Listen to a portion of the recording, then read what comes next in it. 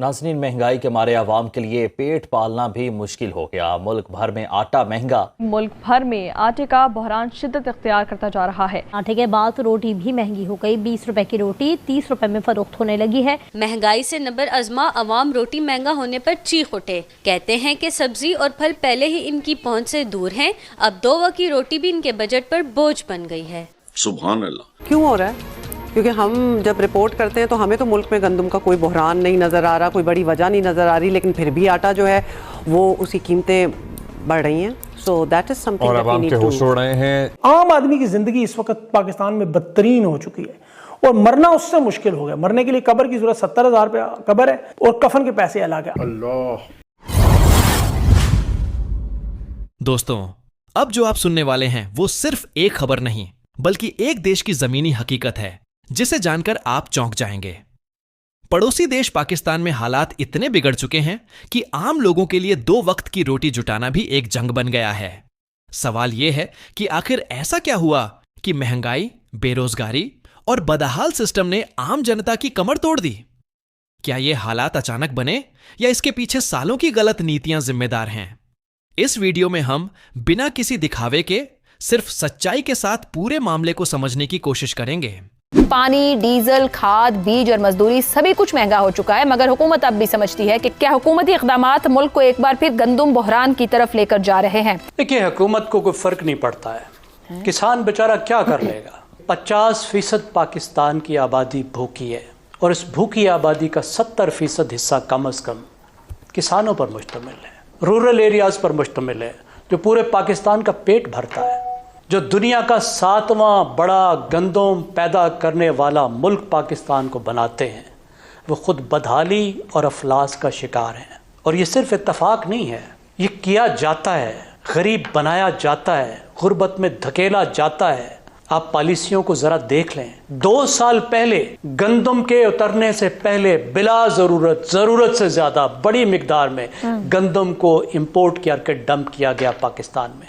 हुकूमत पाकिस्तान ने फैसला किया, चंद दर्जन लोगों ने अरबों रुपए बनाए, करोड़ों किसानों को बर्बाद किया। 2050 में वर्ल्ड बैंक और पाकिस्तान की अपनी जो अंदाजे हैं उसके मुताबिक पाकिस्तान की जो आबादी है ये इस वक्त जो 25 करोड़ है, 2050 में जाकर ये 38 से 40 करोड़ के बीच हो जाएगी। अल्लाह। ये भूखे मर जाएंगे लोग, किसानों ने अगर गंदम जब पैदा करना बंद कर दी या कम कर दी।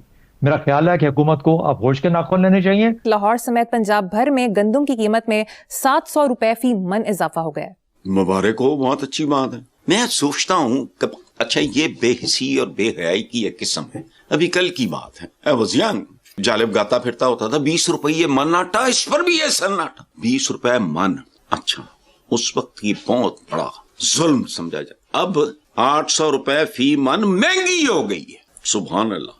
पिछले दिनों जो वो तनवीर है लड़का जो मेरे बाल या मेरे बच्चों के काटने आता है घर, तो वो बता रहा था कि लुट पई है ये इस सोसाइटी में सरकारी या माल ने जो लुट मचाई है और जितना हराम वो खा रहे हैं। और वो मुझे तनवीर बता रहा था, मैं नाम ले रहा हूँ, और ये बड़ी खूबसूरत मार्केट है, वो कई चीजें मुझे बता रहा था। मुझे तो उनके किराए उनमें यूं कर लें, उनको पता नहीं क्या। मुझे मोटी बात उसमें ये थी कि हराम खा रहे हैं टका के। तो मैं कहा यार वो कहते हैं कि रिश्वत दो फलाना, कहता नहीं जी पहले कहते होंगे सी खर्चा पानी, हुण कहते ने फीस, इन्नी फीस लगेगी तो तुहानू उहदे नाल इन्ना फायदा होएगा। यानी अगर तुम्हें सालाना या जो भी वो गंद बला कि अगर तुम्हें 25,000 का रिलीफ मिलेगा तो 20-25 की फीस हमारी भी लग शामिल कर। ये तो हाल है इस मुल्क का। तो अगर सब अच्छा की रिपोर्ट दे के चीफ मिनिस्टर को किया जा रहा है तो वो नॉर्मल है। ये क्या फर्क पड़ता है? जो जलील हैं वो जलील तर, जो जलील तर हैं वो जलील तरीन हो जाएंगे। तो क्या फर्क पड़ता है? नहीं वो ठीक है, कोई बात मुझे समझ नहीं आती। हम सियासत पे लानत भेजते हैं, कम बात करते हैं, इधर भी कितना कर पीट पूट लोगे आप। चलें।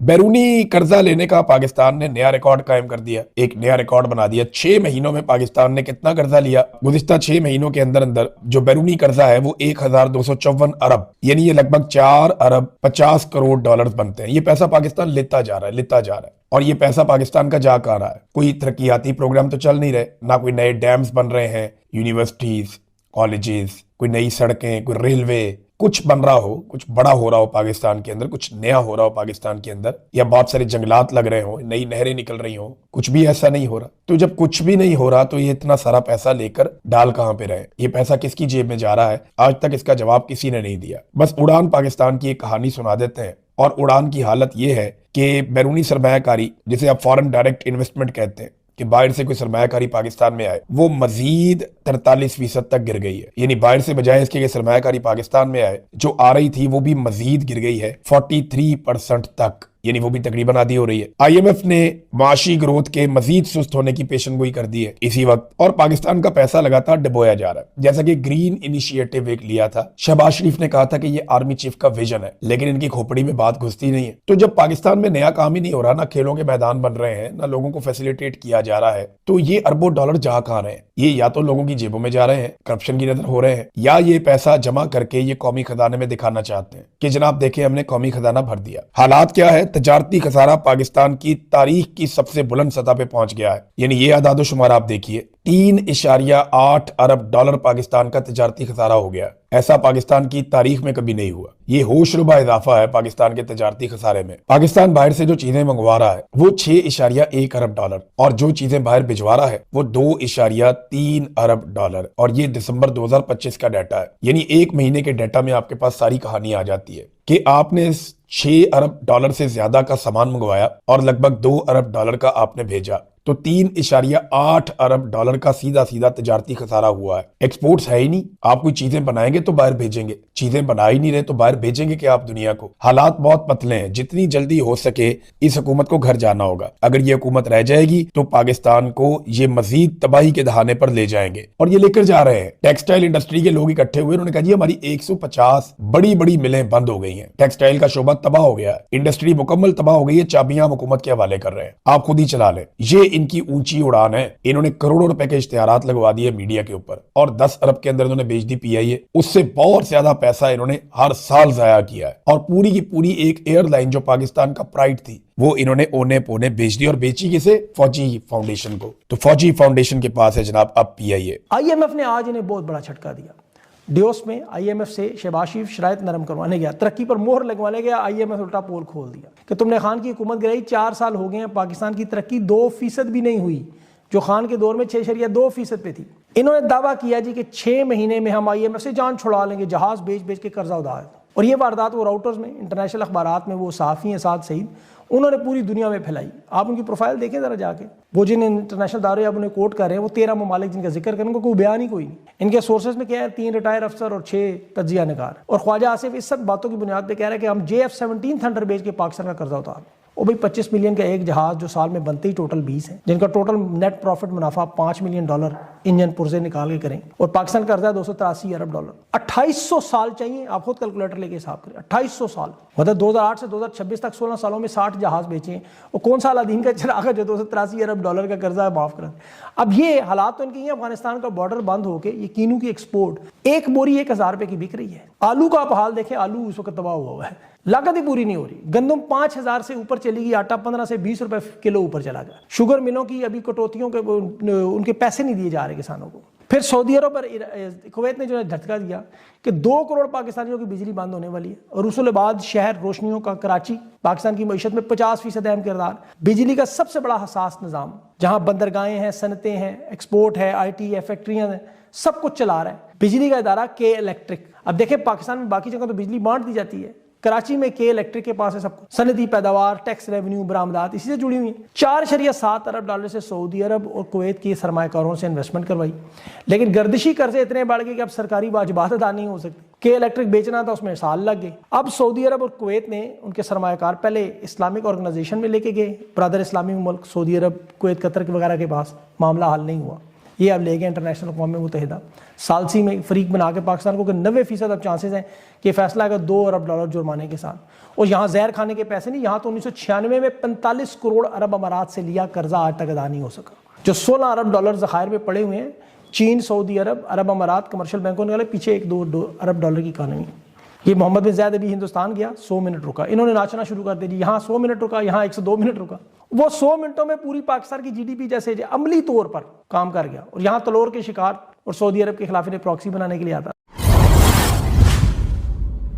दोस्तों, पाकिस्तान में आज जो हालात देखने को मिल रहे हैं वो किसी एक दिन की नाकामी का नतीजा नहीं है, बल्कि सालों से चली आ रही आर्थिक अव्यवस्था, गलत फैसलों और कमजोर नीतियों का परिणाम है। बढ़ती महंगाई ने आम आदमी की आमदनी को पीछे छोड़ दिया है। जहां रोजमर्रा की जरूरत की चीजें भी आम लोगों की पहुंच से बाहर होती जा रही हैं। आटे, तेल और गैस जैसी बुनियादी जरूरतों की कीमतें आसमान छू रही हैं, जबकि नौकरियों के अवसर लगातार कम होते जा रहे हैं। हालात इतने गंभीर हैं कि कई इलाकों में लोग घंटों लाइन में लगकर राशन लेने को मजबूर हैं। सरकार पर जनता का भरोसा लगातार कमजोर पड़ता जा रहा है, क्योंकि जमीनी स्तर पर राहत न के बराबर दिखाई देती है। आर्थिक संकट के साथ साथ राजनीतिक अस्थिरता ने भी हालात को और बिगाड़ दिया है। बार बार सरकारों का बदलना, आपसी खींचतान और फैसलों में देरी ने देश की अर्थव्यवस्था को संभलने का मौका ही नहीं दिया। इसका सबसे बड़ा असर उन लोगों पर पड़ा है जो पहले से ही सीमित संसाधनों में गुजारा कर रहे थे। आज हालात ये हैं कि मेहनत करने के बावजूद लोग अपने परिवार का पेट भरने में असमर्थ महसूस कर रहे हैं। यह संकट सिर्फ आंकड़ों तक सीमित नहीं है, बल्कि लाखों लोगों की जिंदगी की सच्चाई बन चुका है। सवाल अब यह है कि क्या आने वाले समय में हालात सुधरेंगे या आम जनता की मुश्किलें और बढ़ेंगी? इसका जवाब आने वाला वक्त ही देगा, लेकिन इतना तय है कि जब तक ठोस और ईमानदार फैसले नहीं लिए जाते, तब तक हालात में बड़ा बदलाव मुश्किल है।